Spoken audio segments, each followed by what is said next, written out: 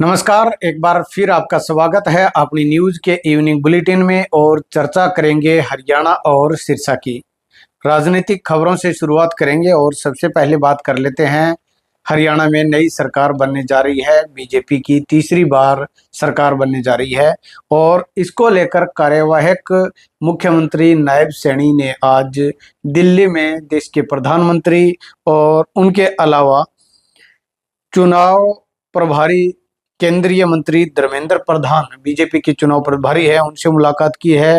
राष्ट्रीय अध्यक्ष है बीजेपी के जेपी नड्डा, उनसे मुलाकात की है। और मोहन बड़ोली भी जो है कार्यवाहक सीएम के साथ मौजूद रहे थे।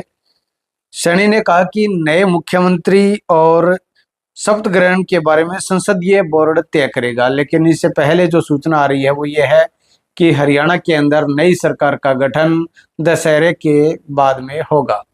यहाँ बता दें कि हरियाणा के अंदर कल जो है काउंटिंग हुई थी और उसके अंदर बीजेपी फुल फ्लैश सरकार बनाने जा रही है। 48 सीटों पर उन्होंने जीत हासिल की है। उनके अलावा कांग्रेस पार्टी ने 37 सीटें जीती है, वहीं इनेलो ने 2 और अन्य ने 3 सीटें जीती है। अब बात कर लेते हैं अन्य की। तो अन्य के अंदर जो 3 सीटें जीती गई है वो तीनों ही जो प्रत्याशी है उसके अंदर सबसे पहले गन्नौर से देवेंद्र कादियान है, उन्होंने बीजेपी में अपना समर्थन दे दिया है। उसके बाद बहादुरगढ़ से राजेश जून जो कि कांग्रेस पार्टी की टिकट मांग रहे थे, उनको पार्टी ने टिकट नहीं दी, वो निर्दलीय चुनाव में लड़े और 42,000 वोटों से उन्होंने जीत हासिल की, वो भी बीजेपी में जा चुके हैं। वहीं हिसार से सावित्री जिंदल, वो भी जीत हासिल करने के बाद अब आज दोपहर उन्होंने भी बीजेपी में जाने का अपना जो एक समर्थन उन्होंने दे दिया है। मोहन बड़ोली से उन्होंने मुलाकात करके, बीजेपी के हरियाणा के जो अध्यक्ष हैं उनसे मुलाकात करके और अपना समर्थन दिया है। यानी कि अब जो है बीजेपी को कुल 51 विधायकों का समर्थन मिल चुका है, 48 खुद के और 3 निर्दलीय। अब उनके अंदर अब यह है कि नई सरकार में ये भी चर्चा चल रही है कि नई सरकार के अंदर बीजेपी की तरफ से 2 डिप्टी सीएम बनाए जा सकते हैं, जिसमें पहला डिप्टी सीएम वो अनिल विज को बनाया जा सकता है, क्योंकि इससे पहले अनिल विज ने सीनियरिटी के आधार पर अपने आप को मुख्यमंत्री पद का दावेदार माना था, लेकिन बीजेपी नहीं चाहती कि वो मुख्यमंत्री बने। ऐसे में उनको राजी रखने के लिए बीजेपी की तरफ से डिप्टी सीएम का पद उनको दिया जा सकता है। वहीं 2 डिप्टी सीएम की बात चल रही है, तो ऐसे में दूसरा डिप्टी सीएम किसको बनाया जाएगा यह भी क्लियर नहीं है। इसके अलावा जो है कल जो जिस तरह का रिजल्ट आया, उस रिजल्ट से नाखुश है कांग्रेस पार्टी। कांग्रेस पार्टी का आज डेलीगेशन है 6 लोगों का, वो आज जिसके अंदर केसी वेणुगोपाल है, अशोक गहलोत, भूपेंद्र सिंह हुड्डा, प्रताप सिंह बाजवा, डॉक्टर अभिषेक मनु सिंघवी और जयराम रमेश शामिल है। वो अब चुनाव आयोग से मुलाकात करेंगे और आरोप उनकी तरफ से है कि यहाँ पर चुनाव जो हुआ था हरियाणा के अंदर, उसके अंदर गड़बड़ झाला किया गया है बीजेपी की तरफ से। दरअसल बता दें कि बीजेपी बिल्कुल साइलेंट थी इस चुनाव में, लेकिन उन्होंने 48 सीटें जीतकर सभी को हैरानी में डाल दिया।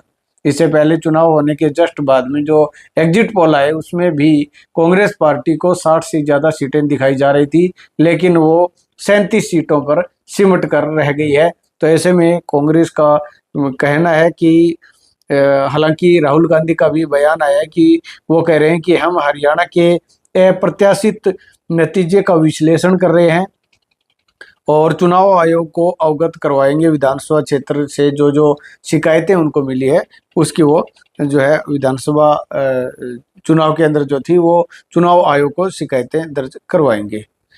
वहीं हुड्डा गुट पर अब शैलजा गुट की तरफ से कटाक्ष किए जाने शुरू हो चुके हैं। विश्लेषण की बात खुद कुमारी शैलजा की तरफ से कही गई है। वहीं उनके जो समर्थक हैं वो भी कह रहे हैं कि हुड्डा ने बंटाधार कर दिया कांग्रेस पार्टी का और अब जो है विश्लेषण इस बात का करना चाहिए। और जो सैलजा गुट के जो लोग हैं वो ये कह रहे हैं कि एक जाति से चुनाव नहीं जीता जाता है, सभी जातियों को साथ लेकर चुनाव लड़ना चाहिए था। लेकिन जो है सीनियर, हालांकि भूपेंद्र सिंह हुड्डा का नाम नहीं लिया, लेकिन एक कटाक्ष इस तरह का किया जा रहा है कि एक बिरादरी से जो है वो चुनाव लड़ने की जो मंशा थी उससे हमें जो है हार का सामना करना पड़ा है। इस तरह की बातें जो है अब चल रही है। खैर, ये तो अब हार के बाद में एक हिसाब से हर एक राजनेता जो है वो चाहता है कि वो किसके सिर पर ठीकरा फोड़े, तो अब भूपेंद्र सिंह हुड्डा पर इस हार का ठीकरा फोड़ने का एक प्रयास किया जा रहा है। इसके अलावा अगर हम बात कर लेते हैं तो 57 साल बाद आदमपुर विधानसभा सीट भजनलाल परिवार हारा है। और आज जैसे ही उनके हार के बाद में कार्यकर्ताओं से बातचीत करते हुए कुलदीप बिश्नोई भावुक हो गए और रोने लगे। ये देखकर वहां पर जो है भजनलाल अमर रहे के नारे लगाए उनके समर्थकों की तरफ से, और कई समर्थकों के आंखों में भी आंसू थे। तो इस तरह का एक मार्मिक दृश्य जो है वो आज आदमपुर में देखने को मिला है। हालांकि बता दें कि जो आदमपुर के अंदर भव्य बिश्नोई है वो एक कड़ी टक्कर देते हुए चुनाव हार गए थे, और उसके बाद आज जो समर्थक उनके आवास पर आए तब उनको संबोधित कर रहे थे कुलदीप बिश्नोई, और वो रोने लग गए। इसके अलावा टोहाना से देवेंद्र सिंह बबली, उन्होंने चुनाव में अपनी हार का जो जिम्मेवार है वो टोहाना के ही पूर्व विधायक और मौजूदा राज्यसभा सांसद और बीजेपी के पूर्व प्रदेशाध्यक्ष सुभाष बराला पर हार का ठीकरा फोड़ा है। उन्होंने कहा है कि जो बीजेपी को अपनी मां कहते थे, उन्होंने छुरा घोंपने का काम किया है। उन्होंने कहा है कि भारतीय जनता पार्टी के कार्यकर्ताओं ने मजबूत चुनाव लड़ा। मैं उन लोगों और जयचंदों का धन्यवाद करना चाहता हूं जिन्होंने टोहाना का विकास रोकने का काम किया। टोहाना की बढ़ती प्रगति को रोकने के लिए पूरी कोशिश की है। कुछ एक इश्यू रखे, बबली ने आगे कहा कि कुछ एक इशू रखे, कुछ लोगों को टोहाना आगे बढ़ता हुआ रास नहीं आया, उन्होंने भीतरघात किया। यह पूरा मामला पार्टी के संज्ञान में है। मुझे पूरा विश्वास है कि पार्टी इस पर एक्शन लेगी। पार्टी को मां बताने वाले लोगों ने उसी मां के पीठ में छुरा घोंपने का काम किया, छाती में खंजर घोंपने का काम किया। ये आरोप जो है देवेंद्र बबली की तरफ से लगाए गए हैं चुनाव में हार होने के उपरांत। अब यहाँ पर मैं कल जो काउंटिंग थी उसके अंदर जो 10 सबसे बड़े मार्जिन से जो सीटें जीती है उसका जिक्र हम करेंगे, और 10 जो सबसे कम मार्जिन की जो सीटें हैं वो जीती गई है उसका जिक्र करेंगे। तो सबसे ज़्यादा मार्जिन की जो सीट है वो फिरोजपुर जिरका से मामन खान है कांग्रेस के। उन्होंने 98,441 वोट से जीत हासिल की है। उनको 1,30,497 वोट मिले थे। उनके सामने जो है नसीम अहमद है बीजेपी के, उनको महज 32,056 वोट मिले थे। दूसरी सबसे बड़ी जीत गड्डी संपला किलोई से भूपेंद्र सिंह हुड्डा कांग्रेस पार्टी के, और वो 71,465 वोट से जीते थे।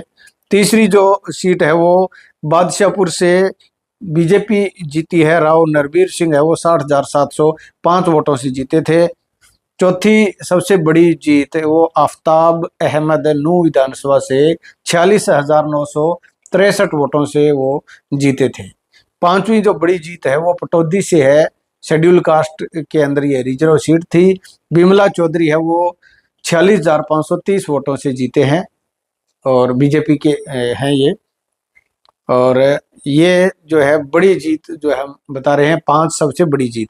और अब जो है 5 सबसे छोटी जीत है वो हम आपको बता रहे हैं। और सबसे छोटी जीत, सबसे कम अंतर में जो जीत है वो उचाना विधानसभा से हुई है। वहां पर देवेंद्र अत्री 32 वोट से जीते हैं और बीजेपी के हैं ये। और ब्रजेंद्र सिंह है वो कांग्रेस के है, इनको इन्होंने हराया है। दूसरी सबसे छोटी जीत है वो इनेलो की तरफ से डवाली विधानसभा क्षेत्र की रही है, और वो 610 वोटों से उन्होंने अमित सिहाग जो कि डवाली के पूर्व विधायक हैं उनको उन्होंने हराया है। तीसरी सबसे छोटी जीत है 792 वोट की, और वो है राजवीर फरटिया, कांग्रेस पार्टी के। उन्होंने बीजेपी के पूर्व कृषि मंत्री हरियाणा के जयप्रकाश दलाल को उन्होंने 792 वोटों से हराया है। चौथी सबसे छोटी जीत है वो चंद्र प्रकाश आदमपुर सीट से है, मार्जिन है 1268 वोट का। उन्होंने भव्य बिश्नोई को हराया है, और बड़े लंबे अंतराल के बाद में जो है वो भव्य बिश्नोई और बिश्नोई परिवार, विशेष तौर पर भजनलाल परिवार, वो वहां से चुनाव हारा है। पांचवी सबसे जो छोटी जीत है वो है 2197 वोट की पुंडरी विधानसभा से सतपाल जांबा। उन्होंने निर्दलीय प्रत्याशी है सतवीर भाना को चुनाव में हराया है।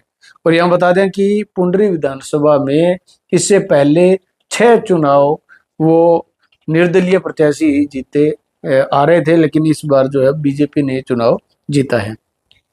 अब बात कर लेते हैं सिरसा की। तो सिरसा के अंदर एक तो आज सेशन कोर्ट की तरफ से हत्या के दोषी को उम्र कैद की सजा सुनाई है। इसके साथ ही 50,000 रुपए का जुर्माना भी लगाया है। जुर्माना ना भरने पर 6 महीने की अतिरिक्त सजा काटनी पड़ेगी। ओडा थाना के अंदर अक्टूबर 2021 में एक एफआईआर दर्ज हुई थी। पंजाब के गांव नाथपुरा, जिला बठिंडा निवासी शेरबाज ने बताया कि उसका भाई जितेंद्र सिंह सिरसा के गांव जंडवाला जटान में किसान दर्शन सिंह के खेत में नरमा चुगने आया हुआ था। नाथपुरा निवासी मंजीत सिंह भी उसके भाई के साथ आया था। मंजीत सिंह को शक था कि जितेंद्र सिंह के उसकी बहन के साथ अवैध संबंध है, इसलिए 4 अक्टूबर 2021 को मंजीत सिंह ने जितेंद्र सिंह की खेत में तेजधार हथियार से हमला करके हत्या कर दी थी, और उसके बाद से ये केस कोर्ट में चल रहा था।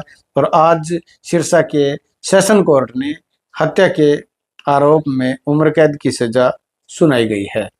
इसके अलावा आज अपनी हार के बाद में पूर्व विधायक गोपाल कांडा अपने समर्थकों के बीच में आए और उन्होंने समर्थकों का हौसला बढ़ाया।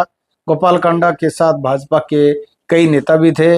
गोपाल कांडा ने गोकुल सेतिया का नाम लिए बगैर कहा कि सिरसा में जिसने इलेक्शन जीता है वो 3 महीने बाद दरी पर बैठेगा। जिस व्यक्ति की जो सोच होती है वह वही करता है। गोपाल कांडा ने कहा कि एसपीडीसी दफ्तर के आगे नए विधायक जल्द ही दरी बिछाकर धरना देंगे। इसके साथ ही उन्होंने कहा कि कांग्रेस पार्टी की सरकार नहीं बनी है, और ऐसे में अब जो है वो मौजूदा विधायक गोकुल सेतिया वो लोगों को कहेंगे कि उनकी सरकार नहीं है और लोगों के काम नहीं हो पाएंगे।